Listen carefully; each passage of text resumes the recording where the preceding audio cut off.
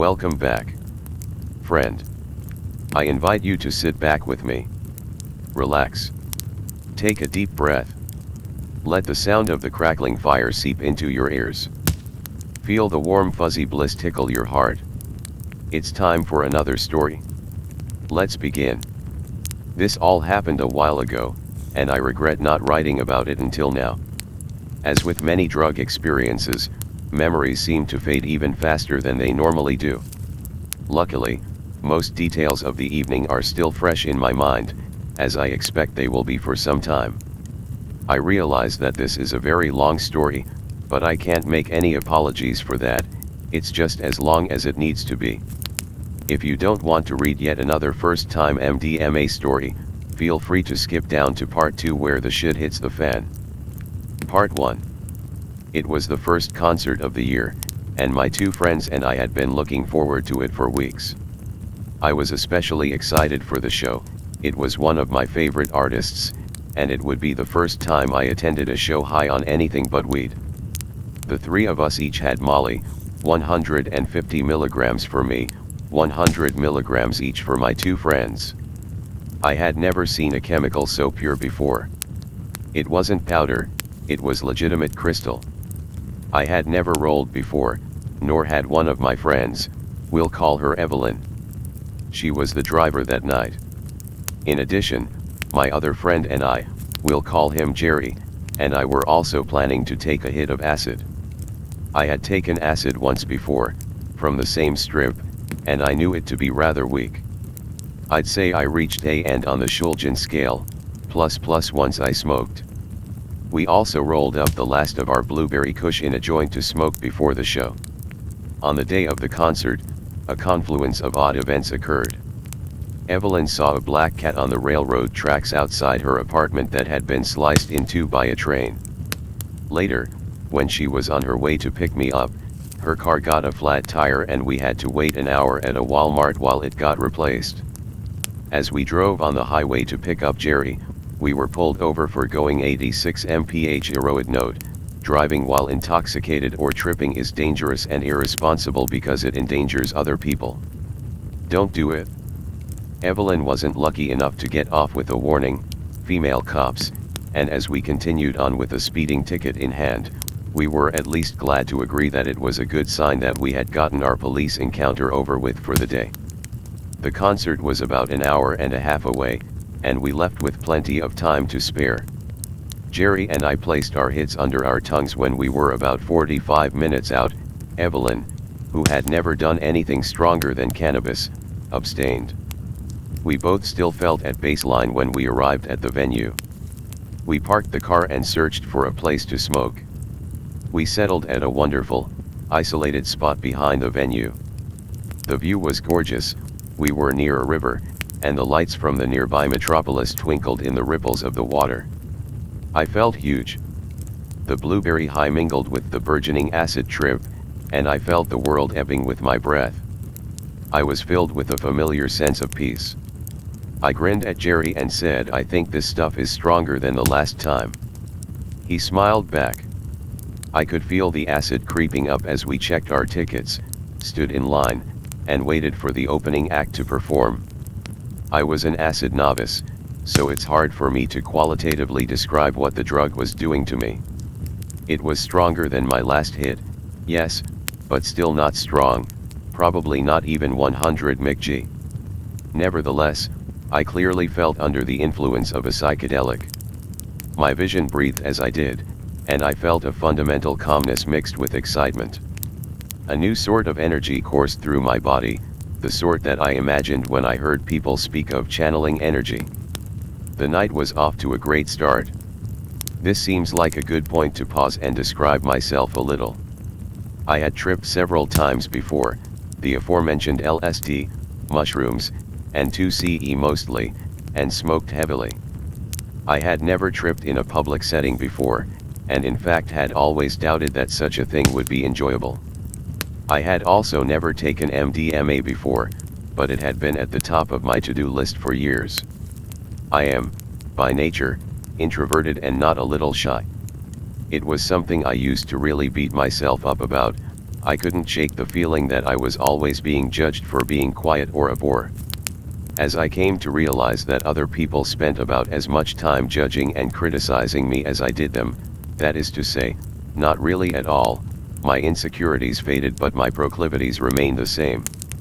I didn't usually seek company and had a hard time talking to others. I was fascinated by the potential of MDMA to break me from my shell. I had heard from friends and numerous online reports about how drastically MDMA could increase sociability, empathy, sensitivity, all things that I felt I lacked and wanted so badly when I saw them in others. And, secretly, I badly wanted to dance. Music had always moved my soul, but not my body, and I was far too self-conscious to give it an earnest try. Aside from a few white guy head bobs, I had never danced, and I privately doubted the ability of even the great MDMA to change that.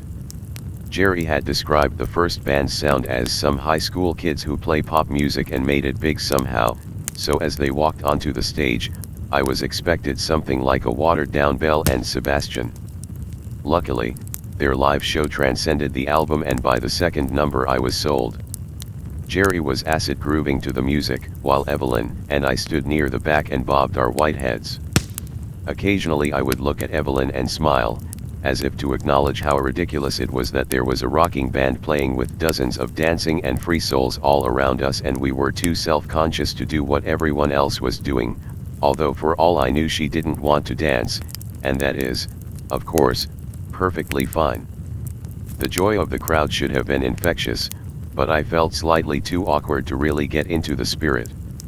Jerry and I wanted our role to peak during the headliner, and the perfect time to take our capsules was as the second act set up.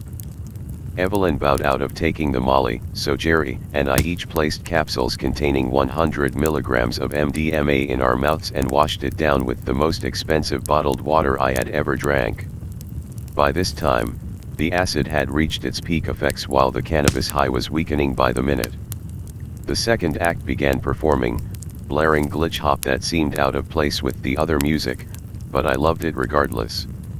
The light show danced overhead in purple and green, the audience became more and more energetic, and I began to play the do I feel it or do I not game. As the second act wore on, I began sensing a new kind of energy, which increased by degrees until I was convinced that something was happening. But still, it was just that, an energy, but none of the characteristics that I had come to expect. I do remember the first instant that I knew I was rolling. I was bending my knees and bobbing my head to a particularly intense beat, and a singular thought entered my mind: my jeans feel really, really good right now. And that was it. My jeans rubbing against my legs as I moved felt good in a way that nothing had ever felt good before, like a magical, perfectly soft fabric rubbing along the smoothest skin. And at that instant, the other effects of the drug began to fill me. The music took on wonderful new qualities, where before the music had seemed almost too loud, I now relished in the volume. My senses were hungry for everything, and I devoured the lights, the now beautiful clothing and movements of those around me, and the music. I had the thought some months before, while listening to a sprawling ambient spangle track while on 2CE, that psychedelics didn't just improve music but totally altered it.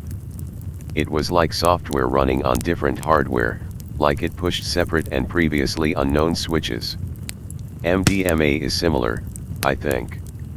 I didn't simply begin to enjoy more the music I had been hearing, it took on a brand new quality. I could feel the pounding bass shake my body, but it resonated throughout every part of me. I was like a starving man, and the music was my feast. And I danced. My inhibitions were wiped away at once, but it wasn't just that. It was like I knew just how to dance, like I had always known but had never embraced it until now. One of my greatest fears about dancing had been that I simply didn't know how. That night, I learned how easy it is. I didn't have to know what to do, I just did it. My body, the music, and the drug corroborated to make my movements virtually unconscious. The urges of movement that had peaked from my depths whenever I listened to good music were finally exercised. I moved my feet, my hips, my arms. I just did what my body told me to do, and I loved it deeply. The second act left the stage, and the three of us sat down at one of the small tables in the back of the room. Getting off my feet was an amazing feeling. All the energy that I had been expending on the dance floor now surged through my body, bouncing around on my insides at 100 miles an hour. Even something as simple as breathing was a delight.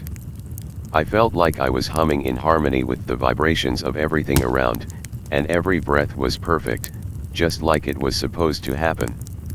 I had the hugest grin plastered on my face, and at that moment I couldn't understand why there was so much sadness in people when everything was so beautiful. I turned my attention to my two friends.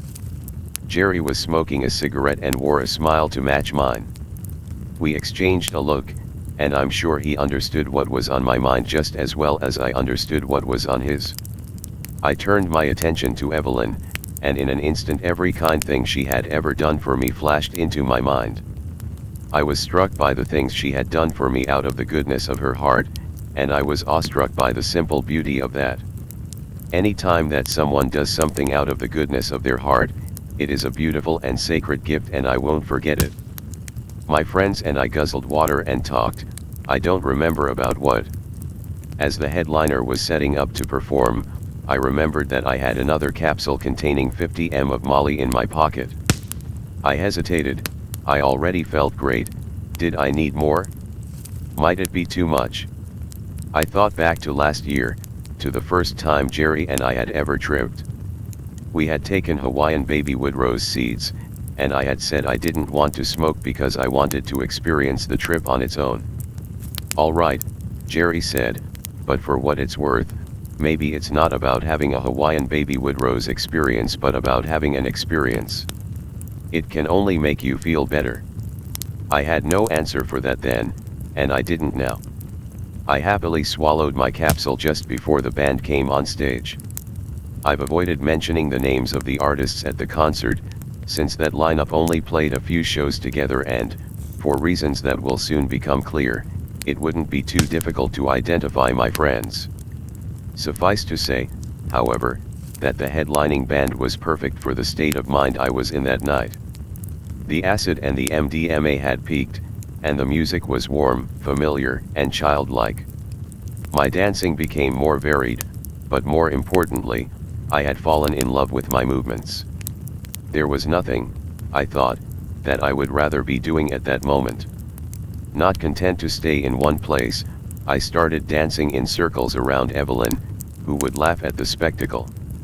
Every time I saw any positive emotion on her face, I felt my soul lift correspondingly. We had brought about 15 pairs of rainbow glasses to the show. If you don't know what those are, they're cardboard glasses with plastic lenses that act as prisms and show spectra of color surrounding all sources of light, and I had been sporadically wearing a pair throughout the night. Jerry was standing near the speakers to the right of the stage, and he motioned me to join him. He had been talking to a guy with light gloves on, and almost before I knew what was happening, I was getting my first light show. My jaw dropped, and after I had almost immediately put on my rainbow glasses, my jaw dropped to the floor. I can't describe in words what it looked like. It seemed like every color, everywhere, times 7. That was amazing, dude. I shouted when he was finished, and gave him a hug. He was sweaty, I didn't care. Inspired, I took the other pairs of glasses out of my pocket and dashed to the back of the room. The first person I offered a pair to declined, but, undeterred, I looked for a new target. I greeted an attractive blonde girl in the middle of the room. "I like how you dance," I said, and handed her a pair. Her face lit up when she put them on. She thanked me and gave me a hug, and I went off in search of someone else. I found a group of a few guys who were clearly having a good time. I tapped the nearest one of the shoulder and offered him the glasses. The instant he put them on, his face lit up with delight. He started laughing and flashing the biggest smile I had ever seen. "Try this fucking things on," he shouted to his friends, and I watched their reactions as one by one they too suddenly burst into joy and delight. With each person that put them on, my mood lifted and lifted until I was in perfect bliss over how happy I had been able to make these strangers. The glasses made their way back to the first man, and he tried to give them back to me. I waved my hand. "They're yours," I mouthed, and danced away. The rest of the show went like that.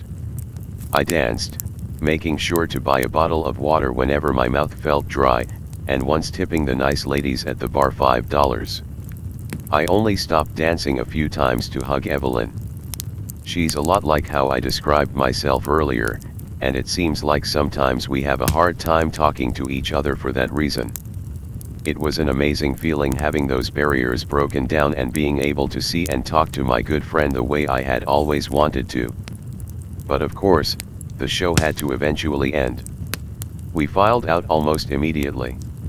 A part of me was disappointed, and I still wanted to do nothing but dance to loud electronic music. As soon as I stepped outside, though, I knew that was just where I wanted to be.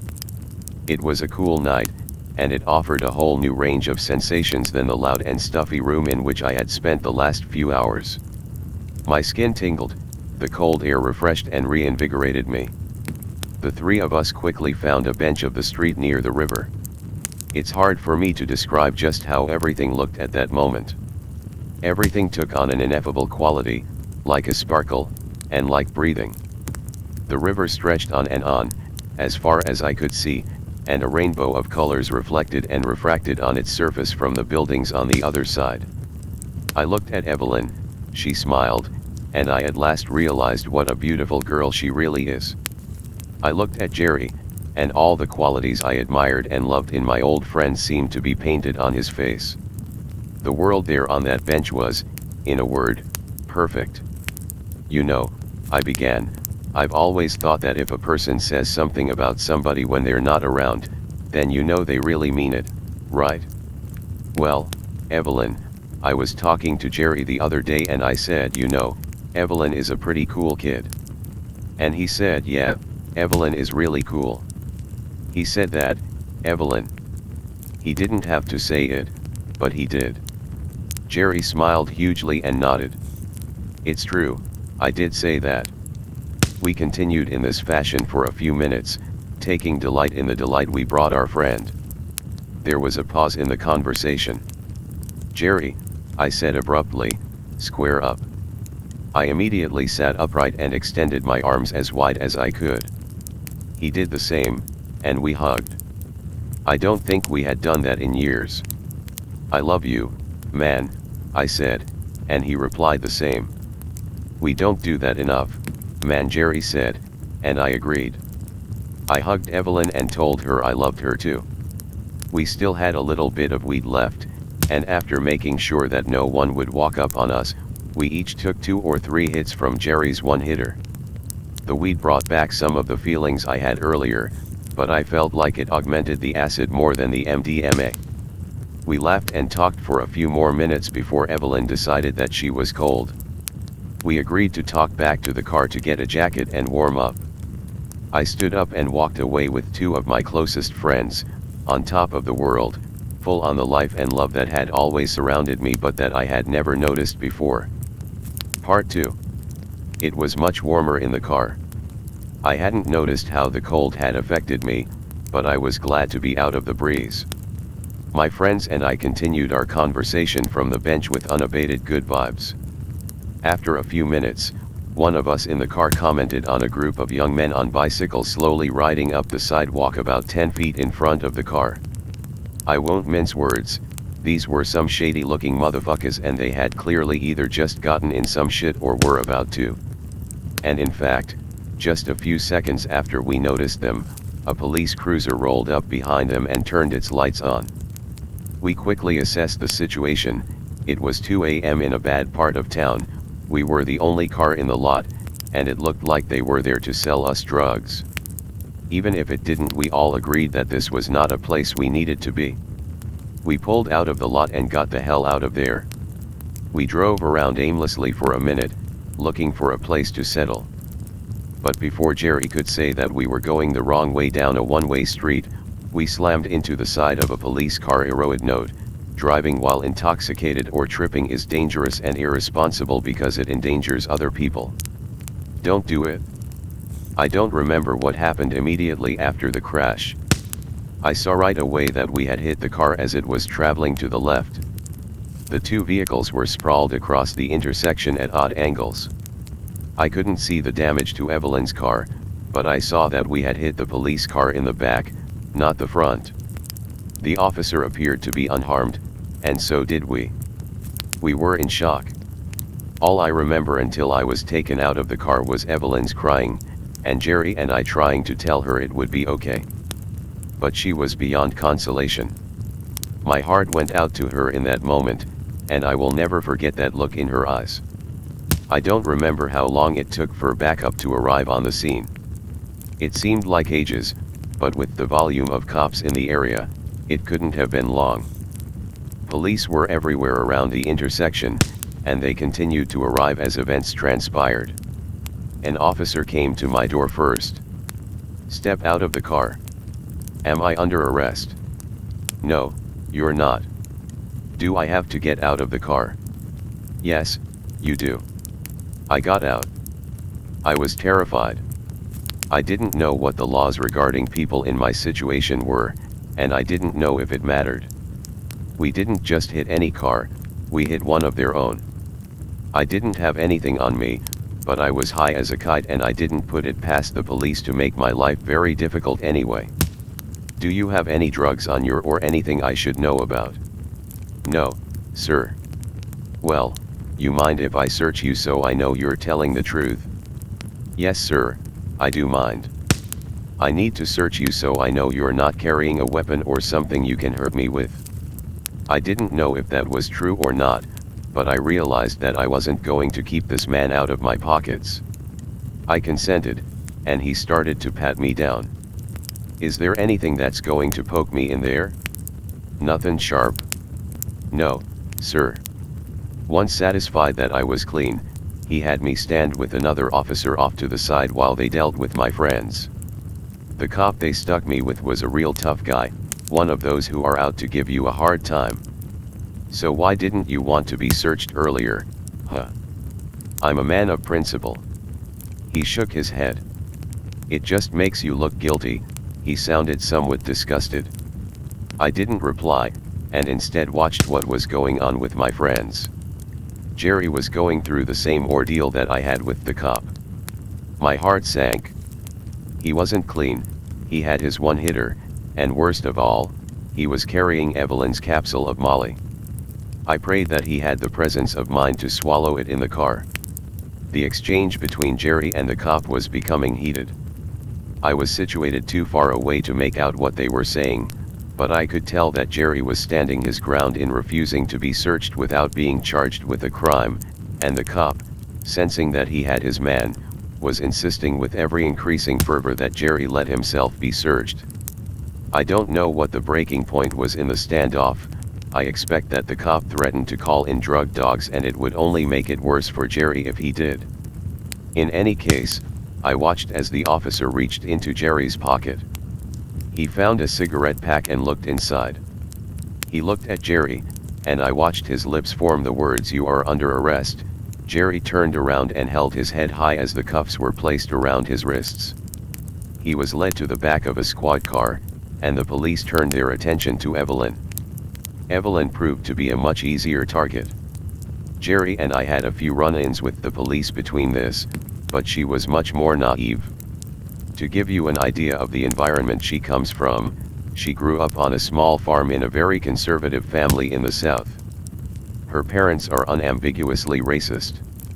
When she was in high school, she was literally almost disowned for briefly dating a black guy. In spite of all this, she is an extremely cool person, very open-minded and modest and thoughtful. She had been smoking infrequently, almost exclusively with me, since last year, but that was it. This is all by way of saying, she was terrified, and didn't know what to do. Her parents still play a highly active role in her life, and she had just gotten high and ran into a police car. I don't think anything worse could have been happening to her right now in her eyes. Evelyn was right next to me as the police asked her questions, so I could hear every word that was said. Did you have anything to drink tonight? No, sir. Did you smoke anything? Yes, I did. When? I smoked with them about an hour ago. I froze. I was less concerned with being implicated in anything myself at that moment, but I knew she had just given herself away. There wasn't anything she could do to help herself now. But I can't blame her for it. Even if she had denied it, even if she had passed the field sobriety tests, they would have taken her in to get a blood test and it would show that she'd smoked. The cop just nodded. All right, he said, we're going to give you some sobriety tests now. I didn't watch as she performed them, though I did smile when I heard her absolutely nail the backwards alphabet. I had been too distracted to realize that my trip was still going strong, but now, as I sat in short sleeves in the October night, in a strange city surrounded by hostile police, watching these friends who I respected and loved on the brink of being hauled away, I plunged into negativity. I was still terrified that I was next. I was obviously lowest on their list of priorities, but once they had put away the big fish, what would happen to me? Was I an accessory to something? I was plagued by doubt, and I was plagued by the injustice the universe had just shown me. In an orientation for my job this year a few months earlier, I had been asked who my hero was. I thought a moment, and replied my friends. It was these two I had in mind. Jerry was my best friend since 6th grade, my roommate, my trip partner. So much about how I saw the world, I owed to him. And the goodness of Evelyn affected me in the same way.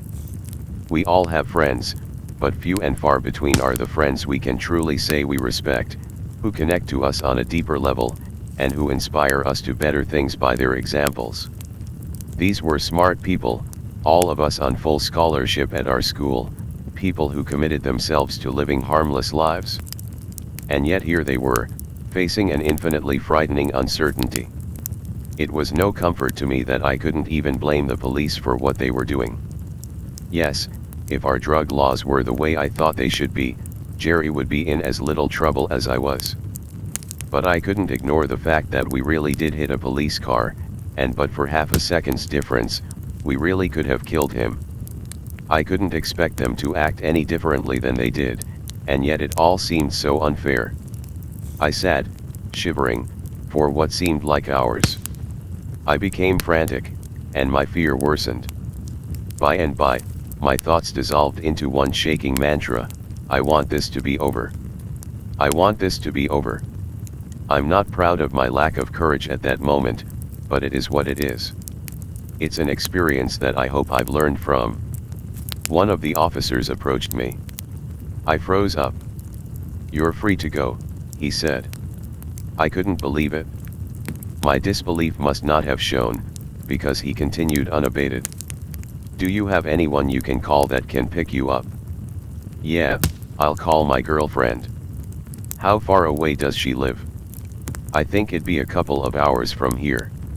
All right. There's a hotel a couple of blocks away. If you want, we can drive you over there. No thanks, I can walk, I said, wanting nothing less in the world to be in the back of a police car at that moment. Are you sure? Yeah, I am. They were done with me, but I still had one thing to ask.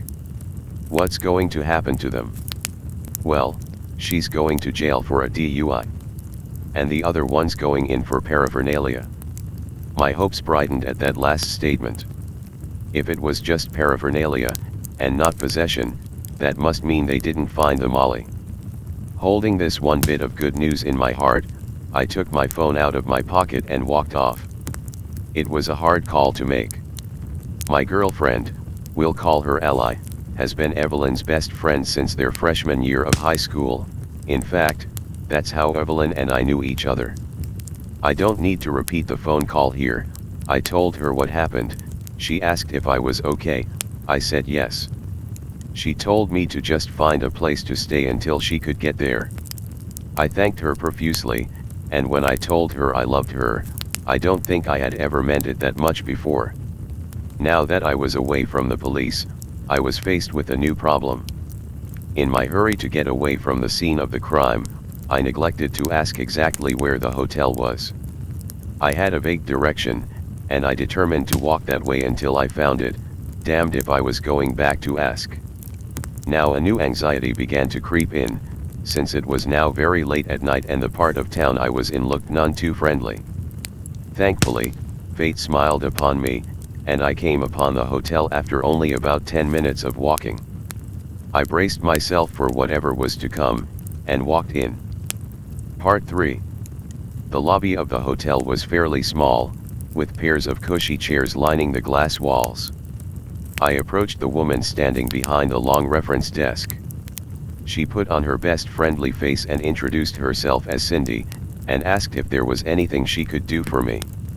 I took my best shot. Is this somewhere I can just stay for a little while? Her look told me that I hadn't expressed myself clearly enough. I hastily told her my story, why I was in town and how I ended up in her hotel at 2 in the morning. Wow, she muttered. Why was she driving? I didn't really think she was high, I replied, and it was somewhat true. Cindy still understandably seemed to regard me with a bit of skepticism. She didn't seem keen on letting me stay in her lobby forever, but she said I could sit there for a while. I was more interested in chatting with my new acquaintance, and I asked whether it were all right if I stood at the desk and talked to her, or if I should sit my ass down. She looked bewildered. That's a sit your ass down face, I decided, and plopped down on one of the chairs against the wall. The distance didn't keep me from conversation with Cindy. It already seemed like the scene with the cops was in the distant past, and now I was reminded of the mixture of psychoactives massaging my brain. The MDMA made me sociable and honest, the LSD put me in a peaceful state of mind, and the cannabis gave the whole thing a slightly surreal twist. I was fascinated by what I was able to do. If I had been in that lobby sober, I wouldn't have uttered a word to her. I would have replied to what she was saying, but I wouldn't have taken any pleasure in the conversation. But as it was, I was beginning to glean bits of her life story. She had a boyfriend, and he had a son from a previous marriage. The ex-wife, the boy's mother, was rather insane, and made life difficult for all of them by her constant intrusion. Cindy had to work the late shifts at the hotel, which obviously interfered with her family life. However, she had an interview for some sort of management position in the hotel. She was experienced, and she liked her odds. My soaring empathy elevated this woman in my eyes. I was happy and proud for her that she was so capable and determined. I assured her that she and her family would be fine and that I was proud of her. Before long, though, we had a visitor. A taxi pulled up in front of the hotel, and a rugged brown-haired man in his 40s stumbled out of the cab and into the lobby. He was beyond drunk. He staggered up to Cindy and leaned over the desk for support as he explained his situation. I need to pay the cab driver, and Emma get a room. All right, Cindy replied. You should go do that, then. The man paused. I need to pay the cab driver, and then I'm gonna get a room. Cindy wasn't blinking. All right, well, you should go do that, then. Pause. I don't have any money. Cindy was handling the situation with the measured patience of a woman who had done this many times before. How were you going to get a room, then? She asked calmly. Oh. I have a card, but I need cash for the cab. He don't take cards. How much is the fare? $5. His words hung in the air for a few seconds, when I hopped up out of my chair and approached him while reaching for my wallet. Here, man, just take this, I said as I handed him a bill. Go give this to the driver and we'll figure the rest out in here. Once the cab was taken care of, a new problem arose. The man had no form of identification on him, which meant he wasn't allowed to get a room. He would have get another cab, which meant braving a walk to the ATM a few blocks away. Cindy explained that it was near a White Castle, and his face brightened. "Listen, do you guys want any White Castle?" he drawled. Cindy and I shook our heads. "Well, I'm gonna get us some anyway," he said, each word slowly uttered without ever changing the look of his face. I asked if he could check out the scene around the White Castle to see if there was a wreck there, or police cars. I figured this was a long shot. And away he went, thanking us for our help and confirming the directions as he left. "We'll never see him again," Cindy said as she lit up a cigarette. Cindy and I resumed our conversation after the man left. I found out that she had been diagnosed with cancer when she was a teenager, but had luckily made a full and relatively quick recovery. After I expressed my congratulations, her voice lowered. "Actually, though, they think I might have it again," she said with the voice of a person sharing a secret. "In my colon." As she described the various medical procedures that led to this hypothesis, I was struck by three things in particular. I strongly got the impression that this new cancer was something she hadn't told many people about. It was certainly very recent, and private, yet here was this woman spilling all of this to a stranger clearly out of his gourd. I was also surprised at the frankness of her descriptions. Examinations relating to colon cancer are obviously a very private matter that people would typically shy away from relating, yet once again, here she was telling it all to a stranger. And finally, I was impressed with her composure. She delivered the news of this latest cancer almost as if it were a joke, like and as if my life weren't fucked enough, and I never detected any fear on her face or in her words. My curiosity won out. "Cindy, you seem really calm about all of this. Aren't you freaked out, or scared?" "Well, the way I see it, I already beat this thing once, so I have that going for me. And if it ends up being the death of me, then, well, I guess it'll kill me." I was in awe of this person before me, who had just confidently delivered a big fuck you to death. We will all die, and most of us will come to peace with this fact before our time. I imagine that most who are able to achieve this do so by simple acceptance. They realize that it's a part of life, and they can control how to approach it. Some remove the taboos, appreciate it, joke about it. Death can't be defeated by fighting, but only by laughter. After this talk, Cindy began walking to the front door to have a cigarette outside. I remained sitting. There was a small part of my old introverted self that didn't think she'd want to have me around while she smoked. But before Cindy opened the door, she looked at me and said, "Well, aren't you coming outside?" I smiled hugely and followed her out. It was such a morale boost to have someone truly desire my company. Outside, it was colder than it had been all night, but my psychedelic jacket kept out the chill. Cindy and I continued talking, and when replying to a question I had asked, she broke off mid-sentence. "Oh my God," she said. "He's back." And indeed, the man from the cab had returned. He hadn't sobered up one bit, and in each hand he was carrying a massive White Castle bag. I greeted him excitedly, and asked whether he had the cash for another cab. He looked at me with glassy eyes, and replied, "Nah. I couldn't find the ATM." I shook my head, and without any surprise in my voice, I asked him to come inside and sit down and we'd figure something out. From here, the night finally began to come to a close. We decided to call another cab for the man and let them figure it out when it got here. My girlfriend called me to tell me she was close and to make sure she was in the right place. I was having a lot of fun with Cindy, but I was elated to get that call. I was drained. The MDMA was finally beginning to wear off, and I could tell I was on the acid come down as well. I didn't crash, but it was now very late and I had spent the last several hours partying or stressed. I wanted to sleep in my bed, try to put this day behind me. Thoughts of my friends came flooded my mind, and I saw them alone in jail, with no way of knowing what would happen to them next. I felt survivor's guilt, though I chided myself for it.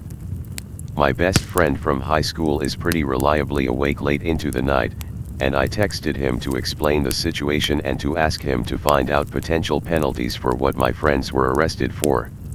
My heart sank when I heard that Jerry's MDMA could land him up to a year in jail, and I hoped once more that he had eaten it. Soon afterward, my girlfriend arrived. I was overwhelmed with gratitude, love, relief when I saw her. While Cindy was in the back office typing something up, I hastily wrote her a card thanking her for her kindness and wishing her good luck on her interview the next day. I shouted a goodbye to my new friend, got into my girlfriend's car, and finally drove away. Epilogue. The next day, I walked to my bank and emptied out my account.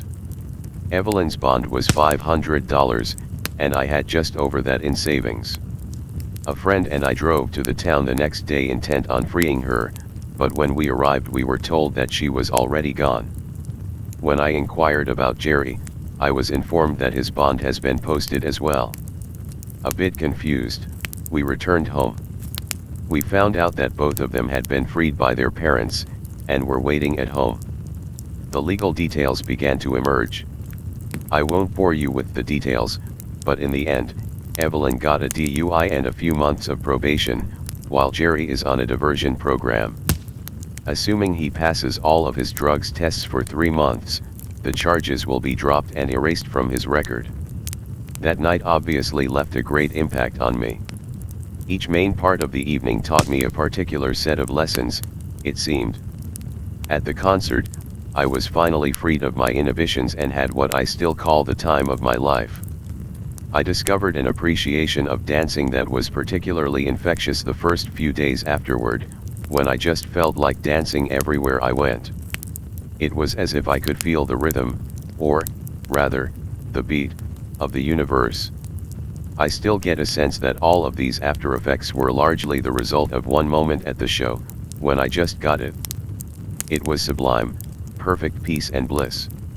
It was an amazing feeling of appreciation of everything and especially everyone around me, connectedness with the ground I was standing on, awash in the goodness of humanity. I suppose you might expect me to say that the crash scared me straight. Unfortunately, you'd be wrong. But there was a lot I took away from it. First of all, my single piece of advice to anyone reading this is to absolutely minimize the time you spend with drugs on you in a vehicle. When you're in your house, you're in one small spot where the police never are. When you're driving, you put yourself in the situation to cover the most possible ground while the most possible police cars are also covering the most possible ground. And if you have the misfortune of being young, male, and especially not white, you're at an even higher risk. And while I'm not here to criticize high drivers, I feel safe riding with a number of friends when they're stoned and trust their abilities.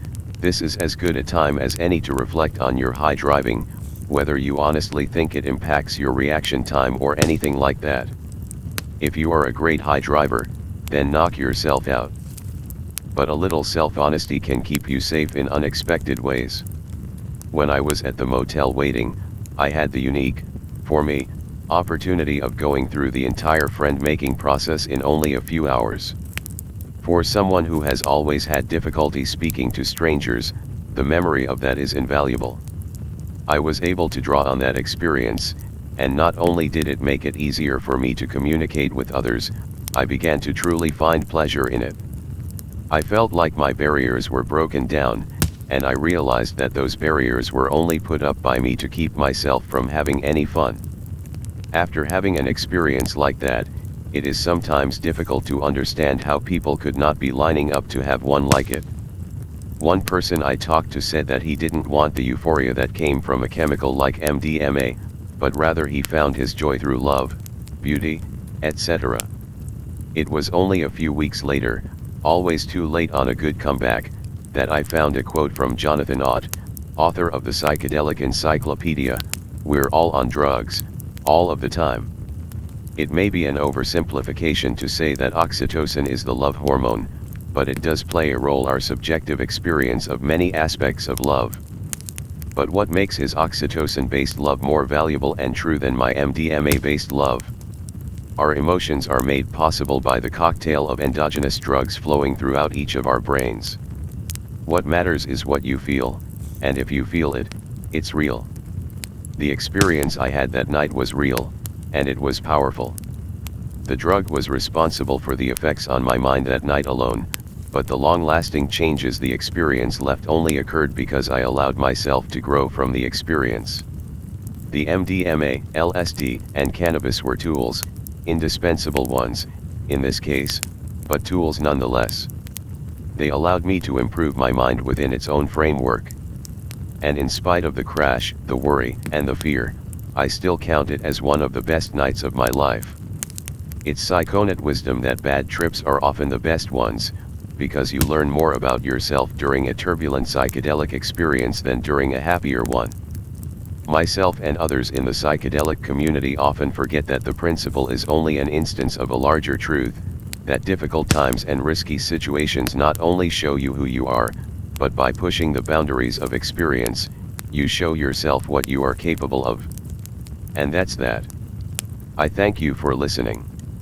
Before you go, I just wanted to tell you that I love you. Just in case nobody ever told you that today. Now, friend. Good night.